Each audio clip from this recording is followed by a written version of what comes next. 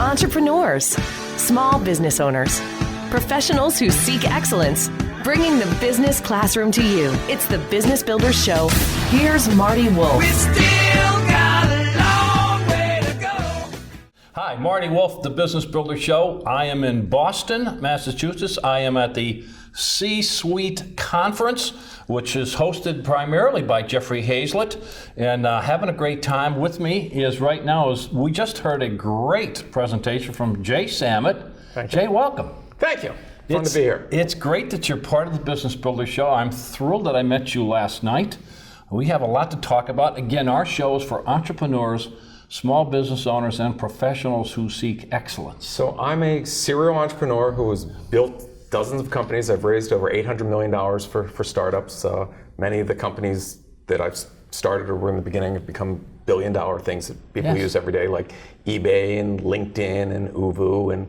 And then I've also been an intrapreneur, which is building a new division inside a giant company because companies need to change, like Sony. And Universal and things like that. So I'm an entrepreneur, and I call myself a serial disruptor because it's really about disrupting the marketplace. And all that an entrepreneur does is solve problems for others. That's it. Solve for a million people, you make $1 million. Solve for $1 billion, you make billions. Yeah, fascinating. Yeah, well, your book is, name the title of your book. Disrupt You. And Disrupt You, the premise of Disrupt You is quite simple. Everybody wants to change the world, but nobody thinks of changing themselves. If you realize how malleable your limitations are, your restrictions, the things that you were taught from a young kid you're not good at, you can't do, and whatever. If you can break out of the mold and realize that you are completely empowered to change yourself, you're as limitless as the universe, then breaking down how to do that in any type of business. And we go from all the sectors. Like for entrepreneurs, number one business start in the US is a restaurant. So let me just give you a disruptor's viewpoint of a restaurant. Please. So everybody usually starts with, man, my uncle's barbecue recipe, I'm gonna, having good food has nothing. Everybody in my family loves the recipe. Has nothing to do with being successful as a restaurant, which is why 90% of them fail. Right. So one of the guys in the book that I talked about, he looked at what are the reasons why restaurants fail, and let's solve for those first. Number one, you have too many items on the menu, so if they don't order whatever, there goes your profits. Right. Okay? So it's going to open a restaurant with only 3 items on the menu. Okay? Number two, everybody comes at the same busiest times, and at the busiest times, if 2 people sit down on a table of 4, you're not monetizing those other 2 chairs, you're losing money. Correct. So he's only going to sit full tables, meaning you're going to sit with strangers. So 3 items, only going to sit with strangers. And since you're waiting to sit with strangers, you're going to spend time at the bar, which means that the average ticket goes up. Sure. Now you have to come up with what is the type of restaurant where you would put up with only 3 choices and sit with strangers, and he named his restaurant Benihana. Okay, that's fantastic. He didn't start with, I'm going to open a Japanese takoyaki shop. He said, how do I solve this? And for a half a century, it's been a cash cow business. That's a disruptor's mindset. And so in Disrupt You, we teach people how to look at themselves, their business, research, marketing, sales, each piece of it from a disruptor's mindset to show how you can break out of the old methodology and create opportunity and success. Let's go to the fundamentals, though. What really, I understand what you're saying to me. The whole book, why did you feel so compelled to write the book? Is that a marketing piece for you? No. Or you just felt such a compelling need to share these stories? So the universe has been very kind to me. I've had tremendous success and tremendous luck. But when I look out there, and I'll go on a soapbox because you asked, when I look at what's happening in the U.S. inner cities, Ferguson, Baltimore, when I look at what's happening in the Spanish or Greek economy, when I look at ISIS, Right. This is not race, religion, or culture. This is massive unemployment for those under 30. Wow, okay. So we have 2.3 billion people in one generation. That's more people coming into the workforce than were on the planet when your parents were born. Wow. There will not be jobs for 2.3 billion people. So unless we want to see society destabilized by people saying, I'm losing my jobs to automation, to this, to that, and being, one rebel rouser preying on those fears and disrupting countries, if we can teach people that you actually have the greatest opportunity for success right now, that all these tools are one grasp around, that it's never been cheaper. It's 95% cheaper to start a business today than it was in the year 2000. The network infrastructure is in place. Everybody is carrying a cell phone. You can reach 6 billion people with one click. Yeah. You only have to write for a nanosecond and you're a billionaire. So if you can show people how to do that, and you can be anywhere, you don't have to... How are we going to show people how to do that? I mean, that's nice, but where's that going to come from? The educational system, from other entrepreneurs? So how's that going to happen? I'll tell you exactly, because I believe in putting my mouth where it is. So I workshopped this book, so to speak, by starting a college course at the largest engineering school in the U.S., USC. And I take these students from all over the world and do it. And when you have 2 kids, their first year out of school, doing $150 million with their startup, not market value, doing $150 million. Revenue. Yeah. Okay. You now know this works. This works. Okay. Yep. And I've seen it again and again. And when I look at all the friends that have become billionaires, they didn't go to the right schools. They weren't special. We're not. Right. It was really just looking at this thing different, and it's very easy to learn. Okay. And so this isn't selling some seminar or whatever.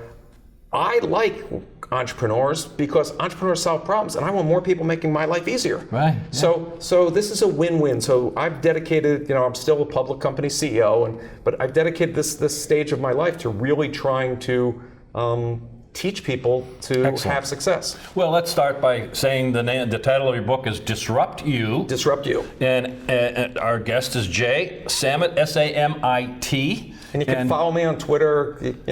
Motivation's kind of like a shower, you need it every day. So I put a ton of it out there. And for those that this is connecting with, here's my gift to you today.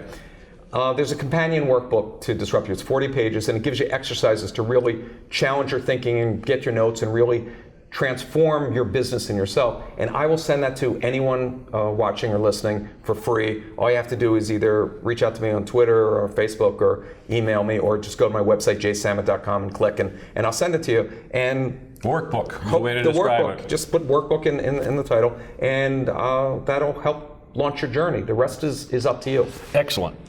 And TED Talk. You recently completed a TED Talk, I believe. Tell me about that. So I do a lot of speaking all over the world, but a TED Talk's a very specific, very, very tight, and I'm really proud of it because I tried to take the 300 pages of the book and get it down into just a couple minutes. That's a discipline. And it's called It's Time to Disrupt You. And it really seems to be connecting, and it goes into some of the psychology that we talk about in the book about effectuation or positive thinking. I looked at all the studies of what really happens is when here's a tip for everybody today, and you can change your life immediately. And again, this isn't tree hugging, BS. I'm a very grounded type guy.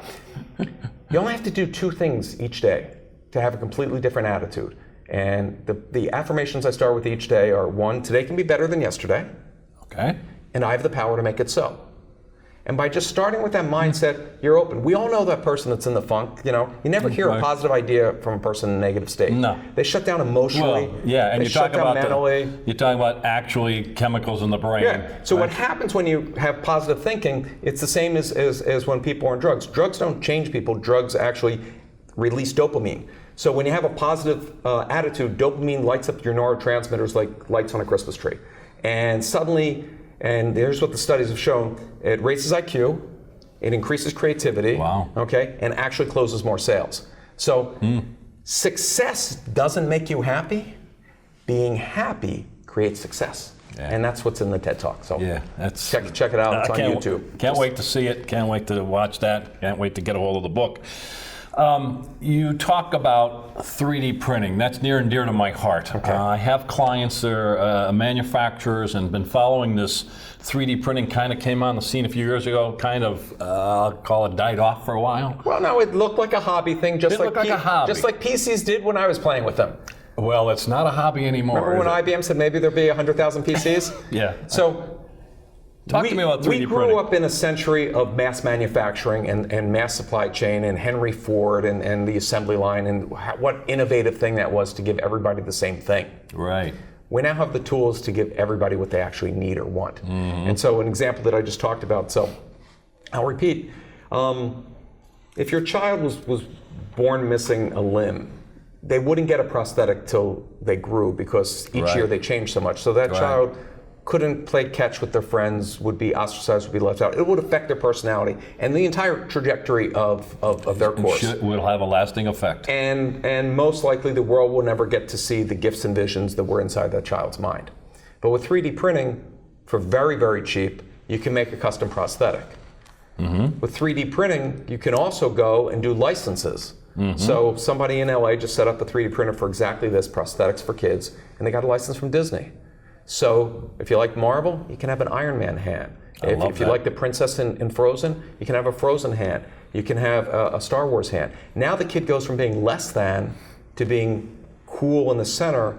They blossom, and their life is changed by 3D printing. 3D printing can 3D print meat. There's now meat that doesn't come from an animal, so maybe you can have kosher bacon.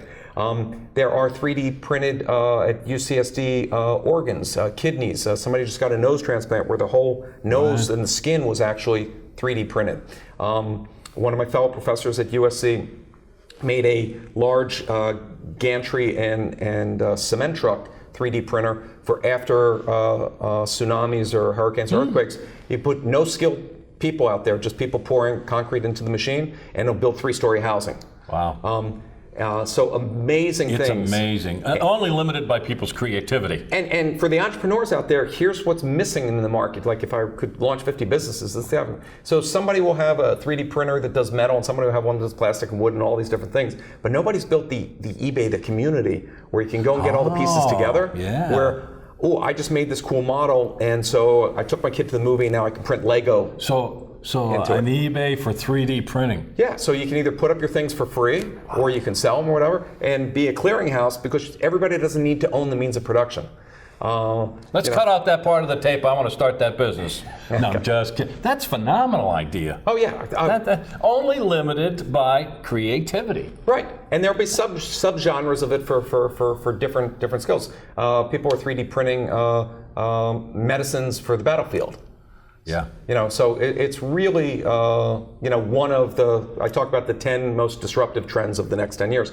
If you're looking, for ideas, many of the big business incubators list the ideas that people are ready to fund.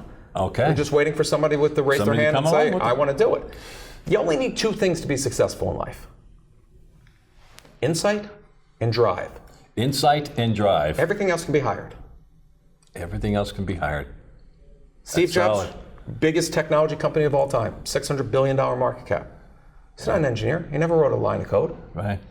So there's hope. There's incredible hope for entrepreneurs and small business owners who listen to the show. This is what they want to talk about. These are the kinds of things that they want to hear. There's never been a better time. There's never been a time. People always come to me and say, is now a good time to start my business? And I always give the same answer. I said, last year was the best time. Right now is the second best time. So get on it. Right. Let's get on it. Let's shift to something else. And again, my guest is Jay Samit. You're listening to the Business Builder Show. Of course, I'm your host, Marty Wolff. Jay, something else that I find fascinating is wearables. Yes. So describe that for me. Talk to me about that, and let's put that in the context of opportunities for entrepreneurs. I'll give a great example of, so wearables can now measure heart rate, can do all different types of stuff. And you don't have to be a techie. So I can now, look on my phone and see if my mother had diabetes, whether or not she took her medicine. All right, and then I could call and say, "Ma, did you take your medicine?" And if she figured out how I was doing, she'd stop taking her medicine. So I call more. You can put a little thumb tip on your kid, so he can go to school and whether or not he accidentally, ate somebody's candy bar or whatever, and not live in fear of that. Wearables are expanding beyond just medicine and other things. That's the primary, at least initially. Wearables are about medicine and healthcare, correct? Because the cost savings now that we have as a society are unbelievable. Right. But not on a wearable, but just on the medical thing. I just want to give an example of an entrepreneur of how easy it is to come up with a $1 billion idea. Lay it on me. So in the workbook and in the book, I tell you to write down 3 problems that you have each day for a month. The first day it's pretty easy. I was in traffic, And then you realize as the days go farther, you have to look at your life of what you accepted as that's the way it is to, that's a problem. So this guy was doing that process, and he realized, he was about to take his medicine and the phone rings. Did you take your medicine or not? Common thing. So not effectively taking medicine increases medical costs for society and health, and you die. So you know those Happy Meal watches that cost like a nickel to make, a little digital watch? Took one of those, put it on a medicine bottle. Every time you close the cap, it sets it back to 0. So when you pick up your bottle and say, oh, did I take my pill for breakfast? It says, oh, it's been 12 hours. No. Oh, it's been 4 minutes. Yes. That's simple. Got a patent. Now, not only is that out there, but now there's a bill working its way through Congress to mandate that. Wow. Because we as a society with nationalized health care, it will save billions and billions of dollars. And if you solve for billions, you make billions. Did he invent the watch? Say that again. If you solve for billions, you make billions. Wow. That's simple. That is unbelievable. I call those thigh slappers when you go, why didn't I think of that? Really? It's so easy. That's why I said stop tape earlier. Yeah, there you go. That's great. That's great. Sustainability, and we're kind of going down that road a little bit again. I just listened to your presentation, speaking with Jeffrey, but sustainability and the opportunities for entrepreneurs and the whole concept of sustainability. Talk to me about that. So it used to be that, talking about green and sustainability was some hippie tree hugging thing. We as a society have outconsumed what we have, and the number of people we're having makes it. So just naturally, what's happening is what's called the sharing economy. Economy. So okay. I asked you before, do you own an electric drill? And you do.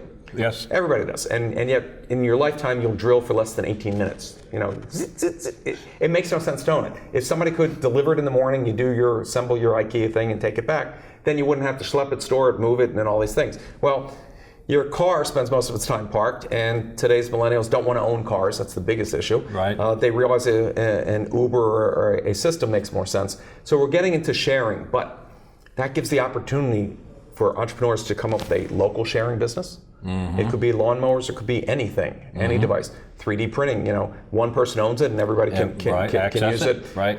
You don't have all these desperate things. And right now, sharing and Airbnb is a great example of the sharing economy. Right.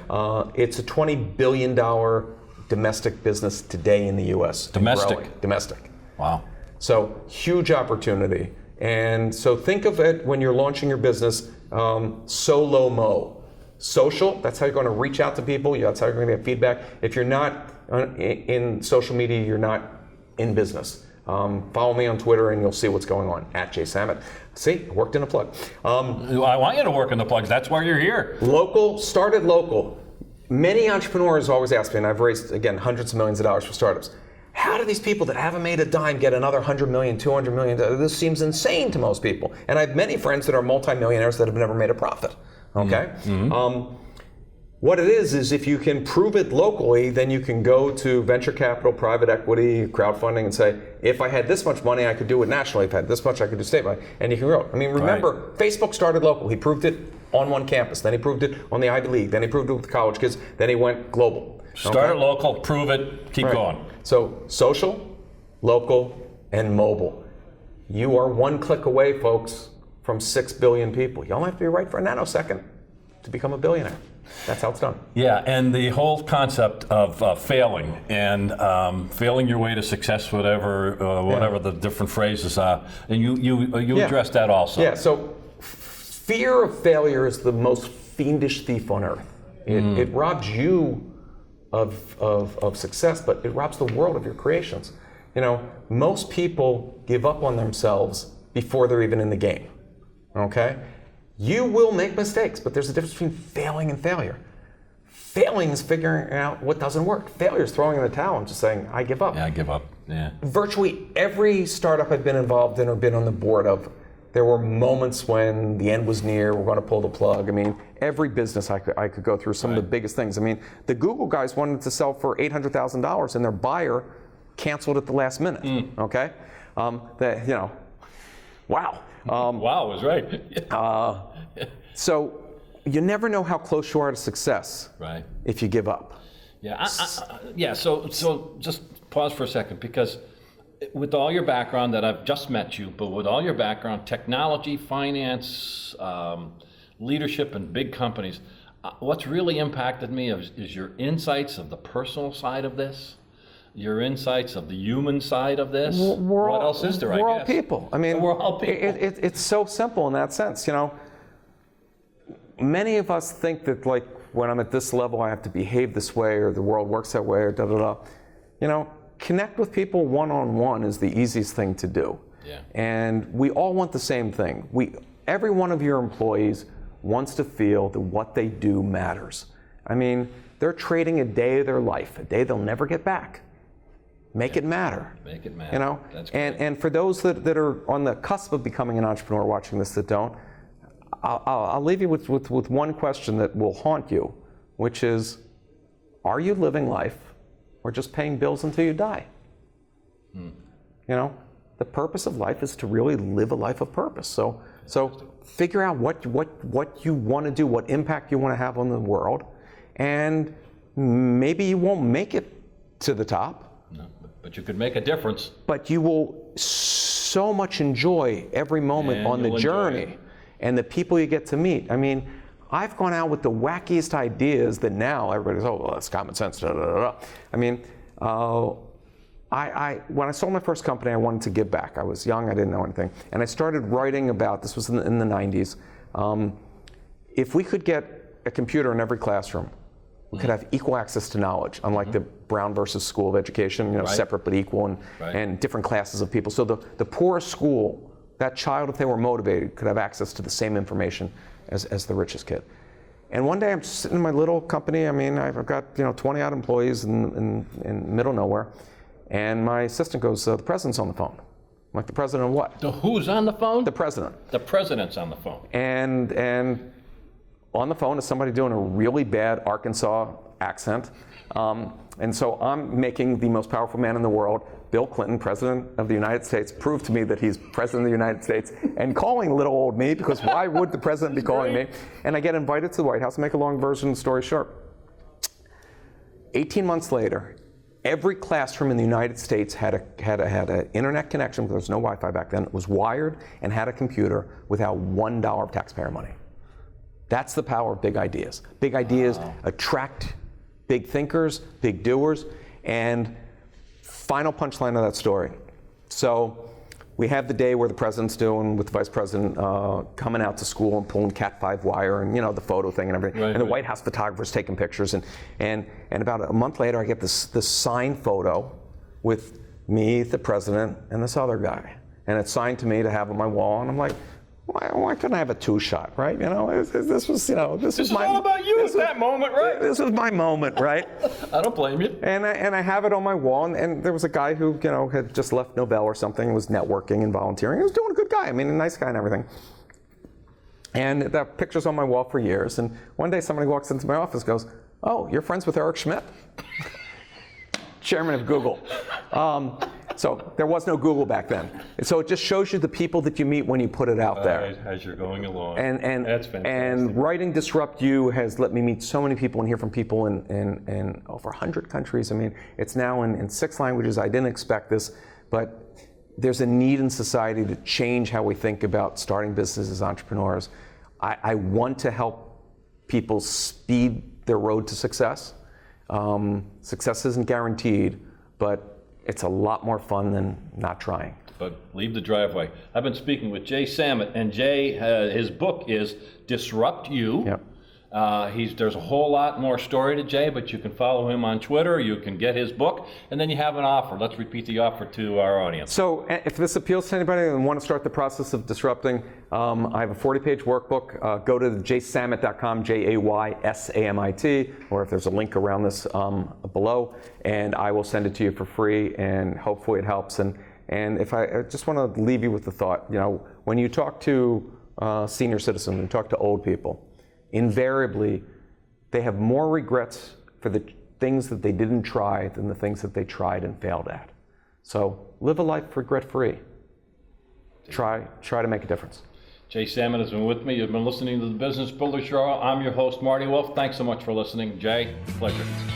Bringing the business classroom to you. It's the Business Builder Show with Marty Wolff.